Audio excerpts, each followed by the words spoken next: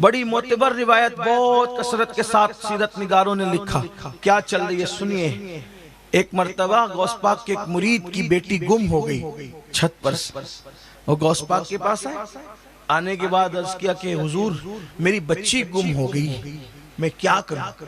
فرمایا جاؤ کرخ کے جنگل میں جاؤ اور وہاں بسم اللہ پڑھنے کے بعد میرا نام لینا. توجہ کریں کیا کہا؟ بسم اللہ پڑھنے کے بعد میرا نام لینا.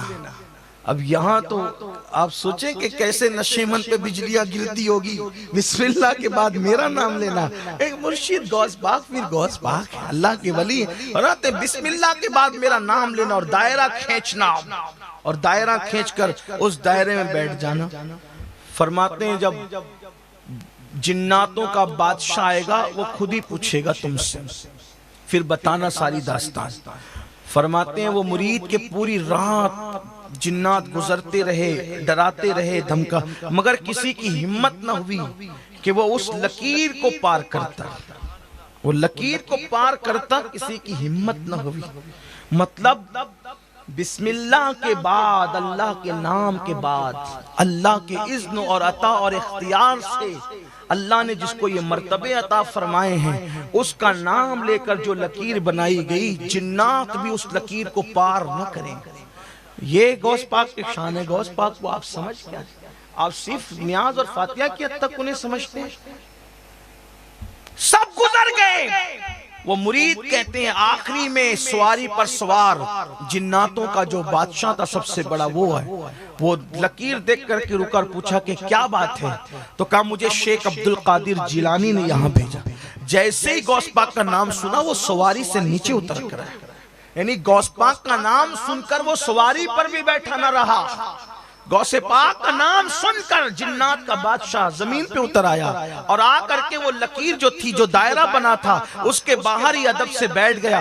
وہ کیا بیٹھا، اس کے پیچھے جتنے اس کی سپاہ تھی وہ بیٹھ گئے. کہا کہ کیا بات ہے، کیوں بھیجا غوث پاک نے آپ کو؟ سرکار غوث اعظم نے کیوں بھیجا؟ تو میں نے کہا میری بیٹی گم ہو گئی. تو اس نے کہا کہ تم میں سے پلٹ کے کہا تم میں سے کون ہے جو غوث پاک کے مرید کی بیٹی اٹھا لے گیا؟ تو سب نے وہاں پر لرزتے ہوئے کہا ہم نہیں ہم نہیں. تو اس نے کہا جاؤ دیکھو کون ہے اور اس کو پا بزنجیر قید کر کے میرے پاس لاؤ. تھوڑی دیر میں وہ مرید کہتے ہیں کہ ایک بندہ لایا گیا، وہ جنات تھا اور اس کو زنجیروں میں جکڑا ہوا تھا اور اس کے ساتھ میری بیٹی بھی تھی. تو کہا کہ تجھے کیسے ہمت ہوئی کہ تو شیخ عبدالقادر جیلانی کے مرید کو، ان کے مرید کی بیٹی پہ تو حملہ کرے؟ تو اس نے کہا میں اڑ کر جا رہا تھا، یہ لڑکی چھت پہ تھی، اس کا حسن مجھے پسند آیا، میں اٹھا لے گیا. کہا تجھے نہیں معلوم تھا یہ غوث پاک کے مرید کی بیٹی ہے؟ فرمایا اس کو قتل کر دو. اور اس کو کہا کہ اسے قتل کرو اور اس کی بیٹی ان کے حوالے کرو. تو جب بیٹی حوالے کی تو میں نے پوچھا آپ لوگ غوث پاک کو جانتے ہیں؟ فرمایا غوث پاک کو ہم جانتے بھی ہیں، مانتے بھی ہیں اور ہمارے درمیان تو ان کا حکم چلتا ہے.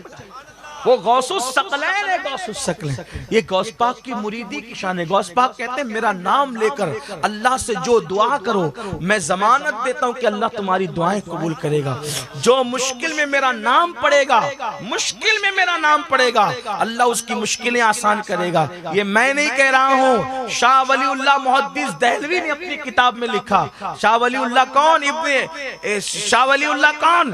اسماعیل دہلوی کے دادا وہ دادا لکھتے ہیں شاہ ولی اللہ کہ جب کسی کو مصیبت آئے تو 100 مرتبہ درود شریف پڑھے، 100 مرتبہ تیسرا کلمہ پڑھے اور 111 مرتبہ یا شیخ عبدالقادر جیلانی پڑھے، اللہ اس کی مصیبتوں کو دور فرمائے گا. یہ شاہ ولی اللہ لکھ رہے اپنی کتاب کے اندر. غوث پاک کا نام ہے. اللہ اکبر. تو یہ غوث پاک. اب بات میں نے کی مریدوں کی. میرا مرید بدبخت نہیں، توبہ سے پہلے مر نہیں سکتا، بلکہ یہاں تک فرمایا اگر میرے مرید کا حساب ہوا تو اللہ مجھے یہ اذن دے گا کہ میں اس کے حساب میں اس کی مدد کروں. بلکہ فرماتے میری تمنا تو یہ ہے دنیا میں مرے کوئی بھی، جب قبر میں اس سے سوال ہو تو اس کی قبر میں جواب دینے کے لیے میں پہنچ جاؤں، مرے کوئی جواب میں دیا کروں۔ کاش کہ اللہ مجھے یہ اذن عطا فرمائے۔ غوث پاک پوچھا کہ آپ کا مرید کون ہے؟ تو غوث پاک فرماتے ہیں جو میرے مریدوں سے مرید ہو وہ میرا مرید، جو میرے سلسلے کے خلفاء سے مرید ہو وہ میرا مرید۔ پھر فرماتے ہیں اگر دنیا میں کوئی اتنا بھی کہہ دے کہ میں غوث پاک کا مرید ہوں، فرماتے وہ میرا ہی مرید ہے۔ جو مجھ سے محبت کرے وہ میرا ہی مرید ہے، جو مجھے چاہے وہ میرا ہی مرید ہے، جو میرا نام لیوا ہے وہ میرا ہی مرید ہے۔ پتا چلا کہ جو غوث پاک کا نام لیوا ہے، اور میں سمجھتا ہوں اہل سنت میں جتنے سلسلے ہیں، چاہے چشتی ہو، چاہے نقشبندی ہو، چاہے سہروردی ہو، چاہے رضوی ہو، اشرفی ہو، برکاتی ہو، ابو لولائی ہو، مداری ہو، جتنے بھی سچے اہل عقیدہ ہیں وہ سب لوگ غوث پاک کو مانتے ہیں اور غوث اعظم کے ماننے والے ہیں۔ تو جو غوث پاک کا نام لیوا ہے، جو غوث پاک کا چھانے والا ہے، جو غوث پاک کا دم بھرنے والا ہے، وہ قادری ہے۔ اور ایک بات اتنا عرض کر دوں میرے عزیز، کپڑا پکڑنے سے وہ نہیں ملتا جو دل کسی کو لگانے سے ملتا ہے۔ اصل چیز تو دل کا سودا ہے۔ اسی لئے رسول اللہ نے فرمایا تقوی یہاں ہے، پرہیزگاری یہاں ہے، خلوص و وفا یہاں ہے۔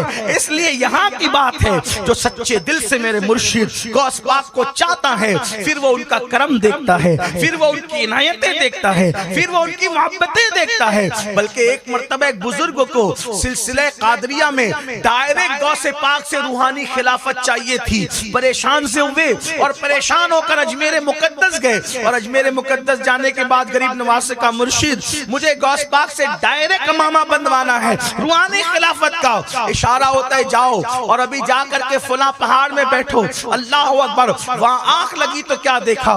سرکار غوثیت مآب خواب میں آئے اور آپ کے سر پہ قادریت کے خلافت کی امامہ سجایا۔ یعنی آج بھی کرم ویسے ہی برس رہا ہے، چھما چھم برس رہا ہے، عنایتیں ہو رہی ہے۔ وہی بادہ ہے، وہی جام ہے، وہی ساگر ہے، وہی سرائی ہے، وہی میخانہ ہے، وہی بس بات اتنی ہے، ساقی وہی ہے، کسی میخار کی ضرورت ہے، جام وہی ہے، کسی میخار کی ضرورت ہے، سرائی وہی ہے، ساگر وہی ہے، کسی میخار کی ضرورت ہے۔ جب کوئی اہل ظرف آتا ہے تو اس کو آج بھی نوازا جاتا ہے۔ لیکن بس اپنی گفتگو کو سمیٹتے ہوئے آپ سے پوچھتا ہوں، اس مقام اور اس مرتبے کی ہستی، اس مقام اور اس مرتبے کی ہستی جب حج کے لیے جائے تو کعبے کا غلاف پکڑے اور غلاف کعبہ پکڑ کر اللہ کی بارگاہ میں عرض کرے مولا عبد القادر کے اعمال اگر تیری بارگاہ میں قبولیت کے قابل نہ ہو، جملے پر توجہ کریں، جس کی شان یہ ہے، جس کے نام کی تاثیر یہ ہے، جس کے خطبے پڑھنے والے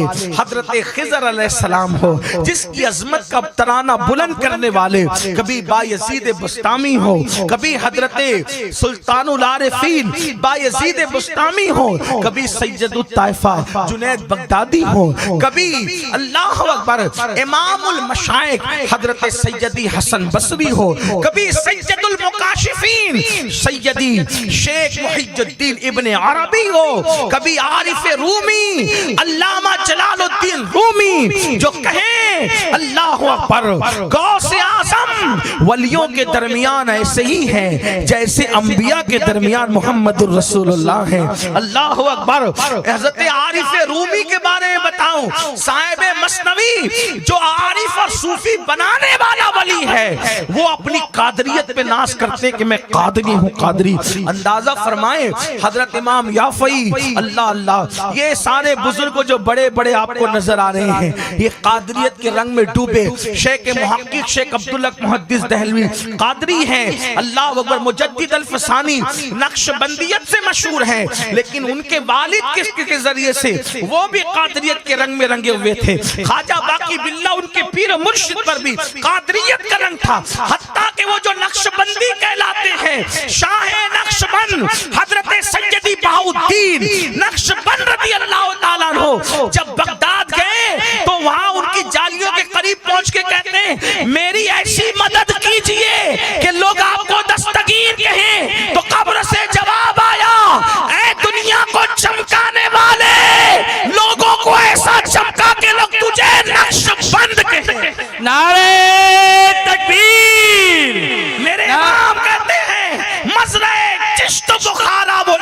و اجمیر، مزرع چشت بخارا و عراق و اجمیر، کون سی کشت پہ برسا نہیں جھالا تیرا، وہ کوئی سلسلہ ہو ہر سلسلے کے اندر غوث اعظم کا فیض کسی نہ کسی اعتبار سے شامل ہے۔ جیسے ہر کھانے کی لذت کے لیے نمک شامل ہوتا ہے، ویسے ہر سلسلے کے فیض کی برکت کے لیے قادریت کا فیض اس میں شامل ہوتا ہے، قادریت کا رنگ اس میں شامل ہوتا ہے، کسی اعتبار سے ہو لیکن ہوتا ضرور ہے۔ تو یاد رکھنا سرکار غوث اعظم اس مقام اور منزل کی شخصیت، اللہ اکبر، آپ کو حجت اللہ کہا جائے، اللہ اکبر، آپ کو حجت اللہ کہا جائے، محی الدین کہا جائے، آپ کو باز اشرف کہا گیا ولیوں کی کائنات کا، لیکن اس کے باوجود جملوں پہ غور کریں، کہتے ہیں اللہ عبد القادر کے اعمال